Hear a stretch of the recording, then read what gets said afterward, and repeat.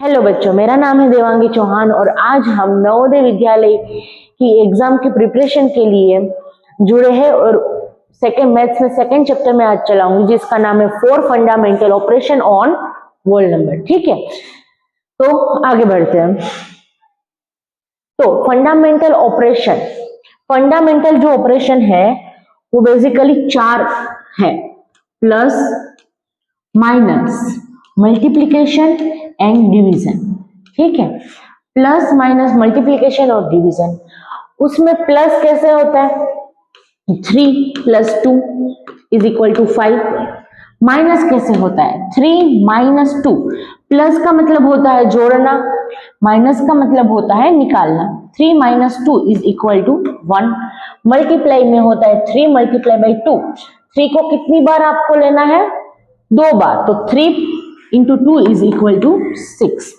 But यहां पे अगर है कि 6 / 3 = क्या होगा, 3 / 6 = 3 × 2 = 6, तो यहाँ पे आपका आंसर आएगा 2।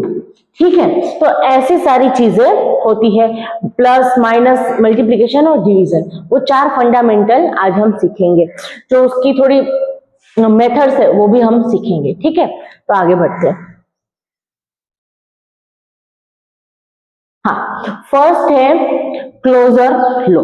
क्लोजर लॉ में क्या होता है, जैसे कि मैंने आपको बोला, फॉर एडिशन हम क्लोजर लॉ अप्लाई करेंगे ऐसे, 3 + 2 = 5, 6 + 3 = 9। ये है, दोनों मिल जाएंगे, दोनों क्लोज हो जाएंगे और उसका आंसर हमें मिल जाएगा। मल्टीप्लीकेशन में क्या होगा, 3 × 2। 3 को कितनी बार लेना है, 2 बार, 3 + 3 6, 3 × 2 = 6। यहाँ पे 6 × 3 अगर हम लेंगे, 6 × 3 = 18। ठीक है, 6 को कितनी बार लेना है, प्लस करना है 3 बार। ठीक है, इसलिए इतना समझ में आपको क्लोजर लॉ आ गया होगा। ये सिंपल है, यही चीज हम 4th तक सीखते आए हैं। ठीक है, अभी आगे हम बढ़ेंगे दूसरी चीज में, तो ये है कम्यूटेटिव लॉ। कम्यूटेटिव लॉ में क्या होता है कि जो एडिशन है वो कैसे होगा, कि जैसे कि वो हमें सिखाता है कि 3 + 2 है, वो क्या होगा, = 2 + 3। अगर आप 3 को आगे लिखोगे या फिर 2 को आगे लिखोगे, उससे कोई भी फर्क नहीं पड़ेगा। जैसे कि अगर हम यहाँ पे देखें कि 3 + 2 होगा 5 और 2 + 3 भी होगा 5। आपको समझ में आ गया होगा मैं क्या बोलना चाह रही हूँ। ठीक है, कि अगर 3 + 2 हमने ऐसे लिख दिया = 2 + 3, तो ये दोनों में फर्क नहीं होगा, वो दोनों इक्वल ही रहेंगे। वैसे ही अगर हम यहाँ पे देखें मल्टीप्लीकेशन में, अगर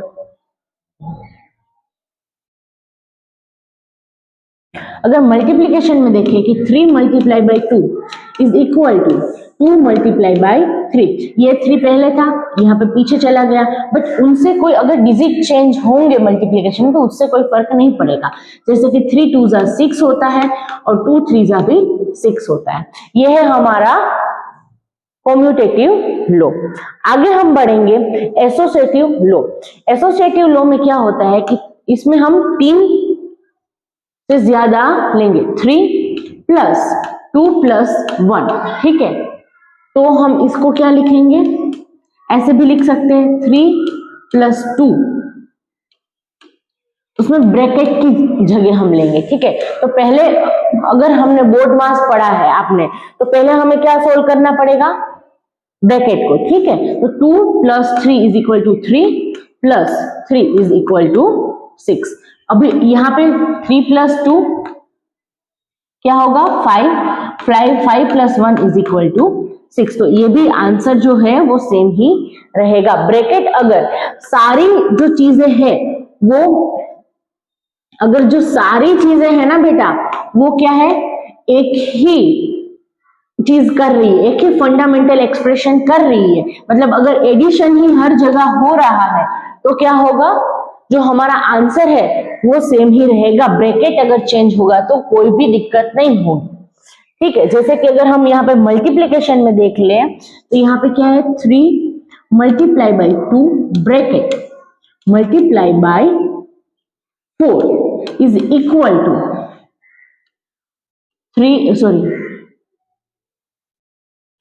3 मल्टीप्लाई बाई 2 ब्रैकेट 4, ठीक है। ऐसा अगर हम लिखे तो हम पहले क्या करेंगे, इसको सोल्व करेंगे, क्योंकि इसको अगर हम सोल्व करेंगे तो 3 2 जा 6 मल्टीप्लाई बाई 4 और यहाँ पे रहेगा 3 मल्टीप्लाई बाई 4 2 जा 8, ठीक है। 6 4 जा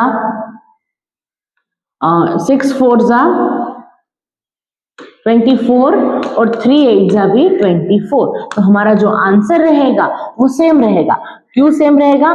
क्योंकि यहाँ पे जो है वो एक ही फंडामेंटल ऑपरेशन हो रहा है, मतलब कि हर जगह मल्टीप्लाई हो रहा है, बट जो ब्रैकेट है वो क्या हो रहे हैं, चेंज हो रहे हैं। पहले यहाँ आ जाते हैं और फिर वहां आ जाते हैं, तो ब्रैकेट से कोई फर्क नहीं पड़ेगा जब फंडामेंटल एक्सप्रेशन सेम है।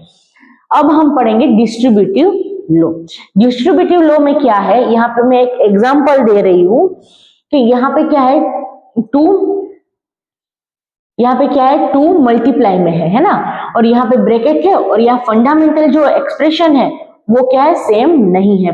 तो क्या होगा कि ये जो 2 है वो 4 के साथ भी मल्टीप्लाई होगा और वो 5 के साथ भी मल्टीप्लाई होगा। जैसे कि यहाँ पे हम देख ले 2 multiply by 4 plus 2 multiply by 5, इसको बोलते हैं डिस्ट्रीब्यूटिव लो। वो दोनों अलग टर्म्स बन जाएंगे। 4 2 जा 8 प्लस 5 2 जा 10, तो यहाँ पे रहेगा 18। तो आगे अगर हम देखें, ऐसे थोड़े एग्जांपल हम देख लेंगे, तो अगर यहाँ पे हम देखें कि 3 मल्टीप्लाई बाई 4 प्लस 2, ठीक है। तो इसका हम अगर डिस्ट्रीब्यूटिव लो में करेंगे, क्योंकि मल्टीप्लाई क्या है, ब्रैकेट के बाहर है, तो जो 3 है वो 4 के साथ भी मल्टीप्लाई होगा और 2 के साथ भी मल्टीप्लाई होगा, है ना।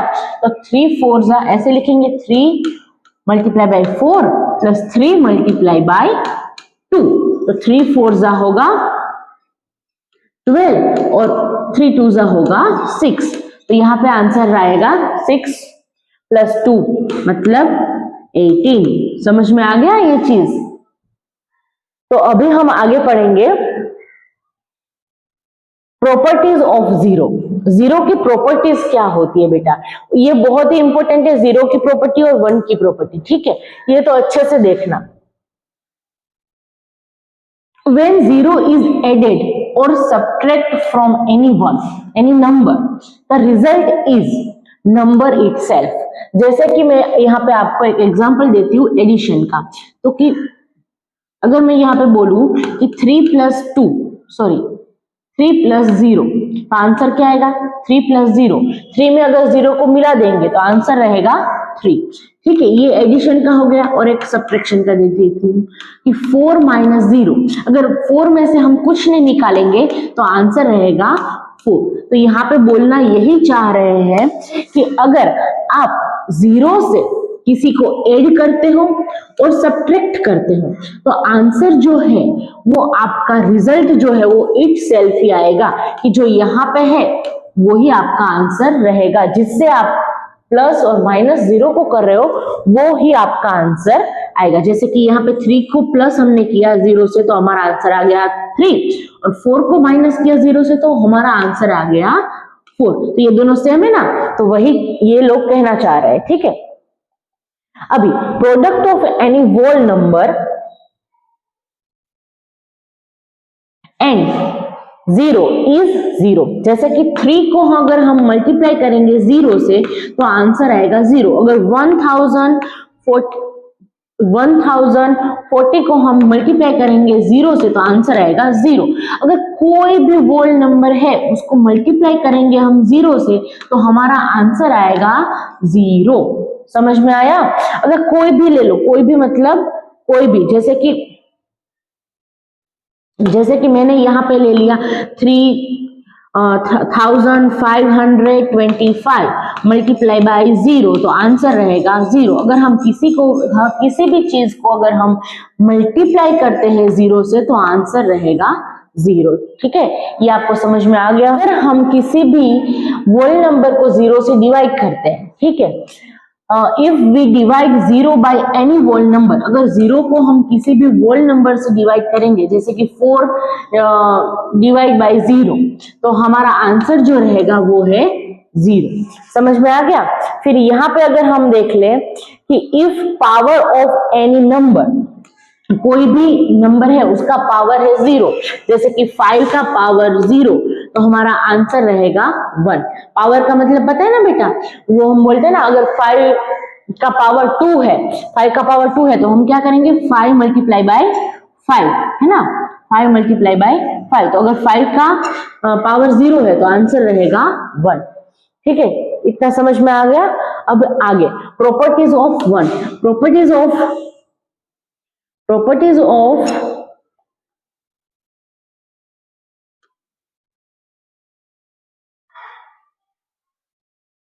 हाँ, properties of 1, any whole number and 1 is the whole number itself. Sorry, product of any whole number, આને પાછું કટ કરીને લેવું પડશે, ઊભી રહેવા દે, હું કરી લઈશ।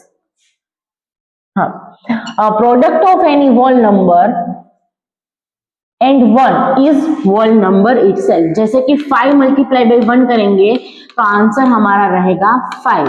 ठीक है, तो वैसे ही अगर हमने यहाँ पे कर दिया कि 1050 मल्टीप्लाई बाई 1, तो हमारा आंसर रहेगा 1050। ये चेंज नहीं होगा, क्यों? क्योंकि हमें इसको कितनी बार लेना है, एक बार, तो वो खुद ही रहेगा। समझ में आ गया। ये है किसकी प्रॉपर्टी, 1 की प्रॉपर्टी मल्टीप्लिकेशन में। ठीक है, अब एक डिविजिबिलिटी टेस्ट, मतलब डिविजिबिलिटी टेस्ट आपको कहाँ याद, मतलब या काम आएगी, जहां पे आप HCF LCM निकालने लगोगे, तब आपको प्राइम फैक्टर्स निकालने होंगे, तब आपको बहुत ही हेल्पफुल होगी। तो ये जो चीजें है ना बेटा, वो बहुत इंपॉर्टेंट है, ये लिख लेना। ठीक है, जैसे कि यहाँ पे है divisibility test by 2, any number having a standard digit is इधर 2, okay,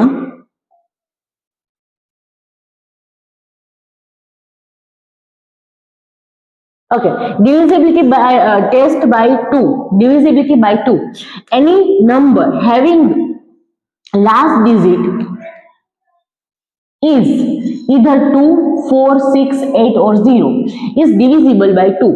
for example 86 301। देखो, तो यहाँ पे ये कहना चाह रहे हैं कि अगर कोई भी डिजिट है, उसका जो यूनिक डिजिट है, जहां जैसे कि 86, तो उसका यूनिक डिजिट क्या हुआ 6। अगर उसका यूनिक डिजिट है वो 2, 4, 6, 8 और 0 है, तो उसको हम किससे डिवाइड कर पाएंगे, 2 से डिवाइड कर पाएंगे, और रिमाइंडर नहीं बचेगा। उसको बोलते हैं डिविजिबिलिटी टेस्ट। फॉर एग्जाम्पल अगर हम यहाँ पे ले लें कि यहाँ पे लिखा है आपको 306, तो इसका यूनिट डिजिट है वो है 6, यूनिट डिजिट है 6, तो यहाँ पे है 2, 4, 6, 8 और 0, इसको हम 2 से डिवाइड कर पाएंगे। देखिए, तो 1 2 जा 2, यहाँ पे 10 बचेगा, 2 5 जा 10, यहाँ पे आ जाएगा 6, 2 3 जा 6, है ना। हमारा आंसर आ गया, यहाँ पे आ गया 0 रिमाइंडर में, तो यहाँ पे क्या हो गया, हमारा आंसर 153। तो ये हमारा डिविजिबिलिटी टेस्ट बाय 2 था।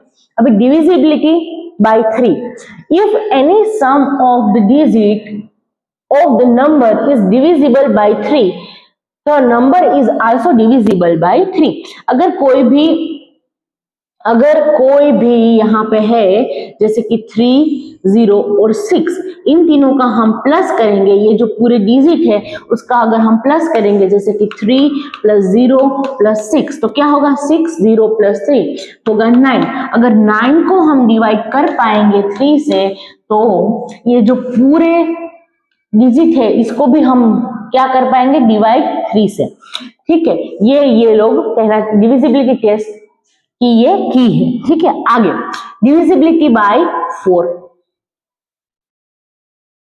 If the last 2 digit of the number are divisible by 4, the number is also divisible by the 4. The number is having 2 more zeros is the end is also divisible by 4. यहाँ पे मैं दो चीजें आपको समझाना चाह रही हूँ। ये बोल रहे हैं कि जो लास्ट 2 डिजिट है, जैसे कि यहाँ पे 3, 0, 2 और 4, तो 2 और 4 को हम 24 को अगर हम 4 से डिवाइड कर पाए, क्या 4 के टेबल में 24 आता है? 6 4 24 है ना, तो 6 4 24 है, तो ये जो पूरी जो चीज है उसको हम 4 से डिवाइड कर पाएंगे। समझ में आ गया ये चीज? अगर आगे हम देखें तो यहाँ पे लिखा है कि 2 और मोर जीरोस है ना, 2 जीरोस है अगर और उससे ज्यादा है, जैसे कि यहाँ पे 3 4 00, अगर 2 जीरो है तो हम इसको भी क्या कर पाएंगे? 4 से डिवाइड कर पाएंगे। ये डिविजिबिलिटी टेस्ट, ठीक है। अभी आगे हम बढ़े तो divisible by 5। If any number and in 5 और 0 the number is divisible bye 5। अगर किसी का यूनिट डिजिट 5 और 0 है तो इसको भी हम क्या करेंगे? 5 से डिविजिबल कर पाएंगे। जैसे कि अगर हम बोले कि अगर हमने लिखा यहाँ पे कि 5005, तो इसको हम 5 से डिविजिबल कर पाएंगे। यस, 5 1 जा 5, यहाँ पे 0 0 0, यहाँ पे 2 0 आ जाएंगे और 5 को यहाँ ले लेंगे, 1 5 हो गया। तो ये आपका आंसर रहेगा कि यूनिट डिजिट जो है उसमें क्या रहना चाहिए? 0 और 5 रहना चाहिए। तो इसको हम क्या कर पाएंगे? 5 से डिविजिबल कर पाएंगे, डिवाइड कर पाएंगे, ठीक है। अभी आगे हम पढ़े तो 6, a number is divisible by 6 when it divisible by 2 as well as 3. The rule can be obtained from the fact that 2 and 3 are two factors of सब मल्टीपल्स ऑफ 6। मतलब कि ये जो अगर 6 को डिविजिबल टेस्ट आपको करनी है तो हमें क्या करना है? 2 और 3 से वो डिवाइड हो रहा है या नहीं, वो देखना है। तो अगर हम देखें तो यहाँ पे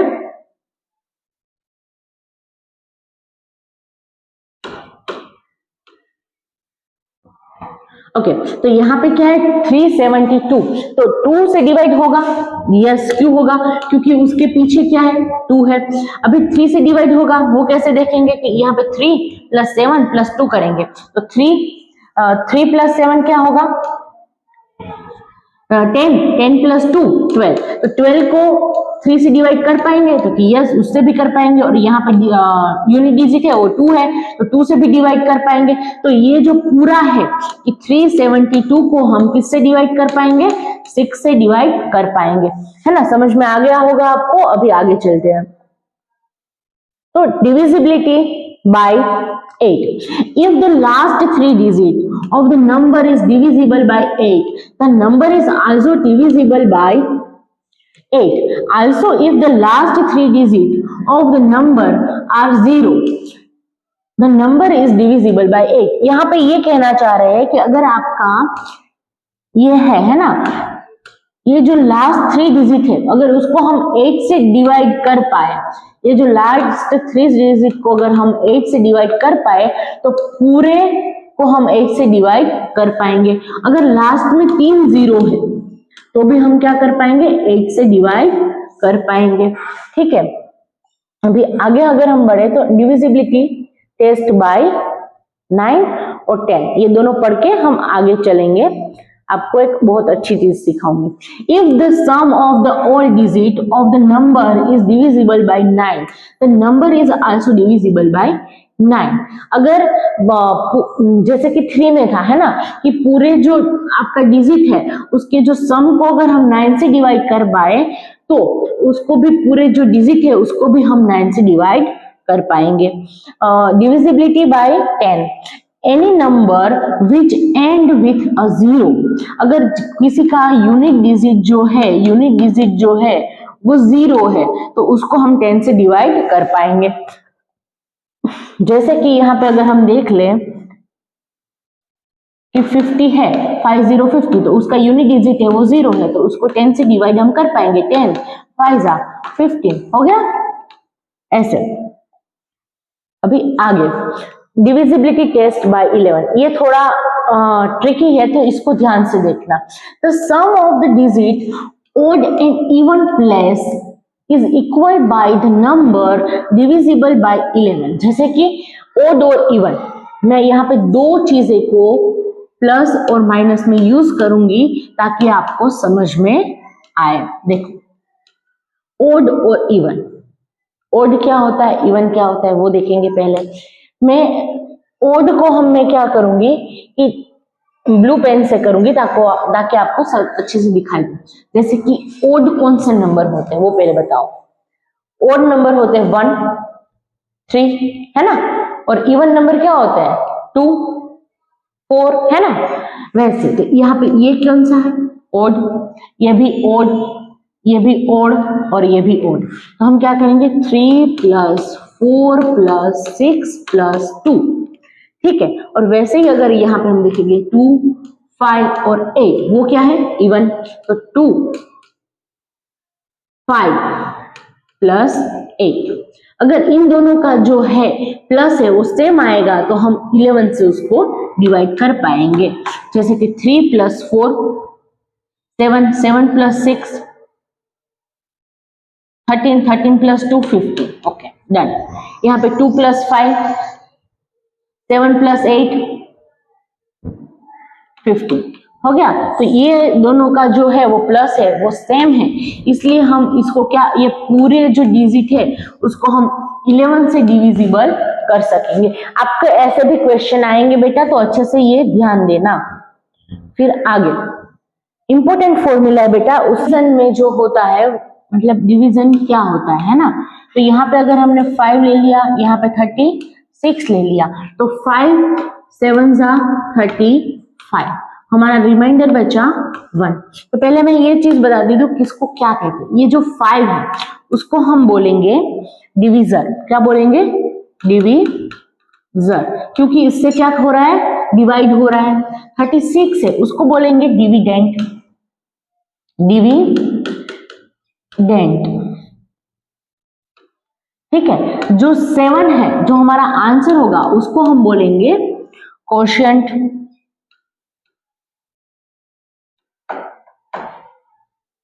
और जो बचा है 1 उसको बोलेंगे हम रिमाइंडर। क्या बोलेंगे, रिमाइंडर, ठीक है। तो ये सारी चीजें आप लिख लो ताकि आपको समझ में आए। लिख लो पहले आप, फिर मैं 2 फॉर्मूला बता रही हूँ, ठीक है। लिख लिया, गुड। फिर आगे 2 फॉर्मूला है। अगर आपसे पूछा गया कि डिविडेंड है उसको आपको फाइंड करना है, किसको, डिविडेंड को आपको फाइंड करना है, तो आपकी जो फॉर्मूला रहेगी वो रहेगी डिवीजर मल्टीप्लाई बाय कोशेंट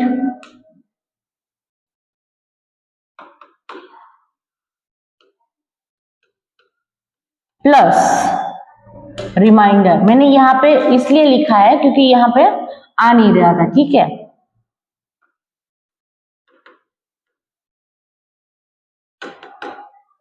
ठीक है, और दूसरी जो फॉर्मूला है वो अगर आपको फाइंड करने के लिए बोले डिवीजन कि किससे हम डिवाइड कर रहे हैं, तो उसकी जो फॉर्मूला होगी वो है dividend, dividend minus remainder divide by question. उसका एक एग्जांपल भी मैं आपको करवा देती हूँ ताकि आपको समझ में आए, ठीक है। ये पूरा लिख लेना बेटा, ये इंपॉर्टेंट है, ठीक है। चलो ओके, तो यहाँ पे मैं लिख रही हूँ कि हमें दिया हुआ है डिविडेंड, हमें दिया हुआ है, तो डिविडेंड है हमारा 18270, ठीक है। अभी हमारा क्वेश्चन भी दिया हुआ है वो है 186, और रिमाइंडर भी हमें दिया हुआ है वो है, रिमाइंडर है वो है 42, ठीक है। तो हमें फाइंड क्या करना है, डिवाइजर फाइंड करना है। ठीक है, इतना समझ में आपको आ गया होगा। तो डिवीजर फाइंड करने की जो फॉर्मूला है वो हम यहाँ पे लगाएंगे कि divisor is equal to dividend, मैं शॉर्ट में लिख रही हूं ताकि सबको समझ में आए। ठीक है, dividend minus remainder upon quotient. ठीक है, तो डिविडेंड हमारा क्या है 18270 माइनस 42 अपॉन 186। ठीक है, ये क्या हुआ हमारा क्वेश्चन। अभी ये आप मुझे सोल्व करके बताओगे। पहले आपको क्या करना है कमेंट में बताना, पहले इससे आपको माइनस करना है और जो उसका आंसर है उसको इससे डिवाइड करना है। ठीक है, समझ में आ गया बच्चों? चलो, तो मुझे ये आंसर बताना कि आपका डिवाइजर कितना आया। ठीक है, अभी आगे पे जो फर्स्ट क्वेश्चन है हमारा वो है the difference between the highest and lowest 5 digit number 0, 3, 6, 8, 9। तो पहले लोएस्ट बनाएंगे। अगर हम 0, 3, 6, 8, 9 बनाएंगे तो वो 4 डिजिट के नंबर हो जाएंगे। तो हम क्या करेंगे इसको लोएस्ट बनाने के लिए, बताओ। पहले हम लेंगे 3 को, ओके, फिर किसको लेंगे 0 को, ओके, फिर लेंगे 6, 8 और 9। ये हो गया हमारा लोएस्ट नंबर। फिर हम हाईएस्ट नंबर को बनाने के लिए सबसे ज्यादा जिसकी वैल्यू है उसको हम कौन से पोजीशन पे रखेंगे, 10,000 की प्लेस वैल्यू पे रखेंगे। जैसे कि 9, 8, 6, 3, 0। तो ये सबसे बड़ी हो गई। ठीक है, अब इनमें से इसको माइनस करेंगे। तो यहाँ पे हम लिखेंगे 9, 8, 6, 3, 0 माइनस 3, 0, 6, 8, 9। तो यहाँ पे आंसर आएगा 3 से डिवाइड करेंगे, यहाँ पे 10, यहाँ पे 1, यहाँ पे अगर आंसर आएगा यहाँ 12 हो जाएगा, 8, 9, 10, 11, 12, 4 यहाँ पे आंसर आ जाएगा, है ना। यहाँ पे आ जाएगा 5, तो यहाँ पे भी हम लेंगे कैरी, 15 हो जाएगा। 6 से मल्टीप्लाई कर 6 माइनस करेंगे तो 9 आंसर आ जाएगा। यहाँ पे 7 है तो यहाँ पे 0, तो यहाँ पे 7 आ जाएगा, 3, यहाँ पे 6। तो हमारा आंसर आ रहा है ऐसा कोई? हाँ, तो आंसर कौन सा है? आंसर है 67941। ठीक है, अभी रोज इन अ park and 420 cars stand every row. Okay, तो how many cars will stand in the park? कितनी रोज है? 14 रोज है। एक रो में कितनी है? 420 कार्स स्टैंड है। 14 rows in a park, the 420 cars stand in every row. एक रो में कितनी है? तो एक रो में 402 कार्स है। तो अगर 14 रोज में कितनी होंगी? तो हमें क्या करना है? हमें कुछ नहीं करना है, हमें इन दोनों का मल्टीप्लाई कर देना है और जो आंसर आएगा वो हमारा आंसर रहेगा। जैसे कि 420 मल्टीप्लाई बाय 40, तो यहाँ पे 0 आ जाएगा, 104 सॉरी 24, 4 2 जा 8, 4 4 जा 16, यहाँ पे 0, यहाँ पे 8, यहाँ पे 8 और यहाँ पे 5, 5880 हमारा आंसर है, आंसर नंबर 1। समझ में आ गया कि 14 रोज, एक रो में 420 है। देखो, अगर मैं आपको बोलूं कि हमारे पास ओके, मैं एग्जांपल ही दे देती हूँ इसका भी। हमारे पास क्या है, 10 बास्केट है हमारे पास, सॉरी 3 बास्केट है। ठीक है, हमारे पास 3 बास्केट है। अब हमने एक बास्केट में 3 एप्पल्स को रखा हुआ है। तो अभी सब में कितने एप्पल्स होंगे? ठीक है, टोटल कितने एप्पल्स होंगे? तो हम क्या करेंगे, 3 मल्टीप्लाई बाय 3 करेंगे ना। तो वही यहाँ पे क्वेश्चन था। अभी आगे और एक ये देखो, ये एक ट्रिक है। ठीक है, ये अच्छे से ध्यान रखना। जैसे कि 2408 मल्टीप्लाई बाय, अगर आपको ये कोई बोले ना 2408 मल्टीप्लाई बाय 200, तो क्या करना है, 0 को पहले निकाल देना है बेटा। 0 को क्या करना है, निकाल देना और साइड में रख लेना। यहां से 2 से अगर 2 से मल्टीप्लाई कर लेना, 2 8 जा 16, 2 0, 2 मल्टीप्लाई बाय 0 0, याद है ना वो 0 की, है ना वही। यहाँ पे 1 2 4 जा 8, 2 2 जा 4, ये 2 0 बाद में लगा देना, तो हमारा जो ये आंसर है वो आंसर रह जाएगा। ये ट्रिक थी, इसको समझ हो गया आप लोग, तो ये हमारा आंसर होगा। आज के लिए बेटा इतना ही, हाँ बस आज के लिए बस इतना ही। Thank you for watching and और आगे सब्सक्राइब करो और मुझे सारे कमेंट में बताओ, ठीक है, आपको कैसा लगा वीडियो। Thank you.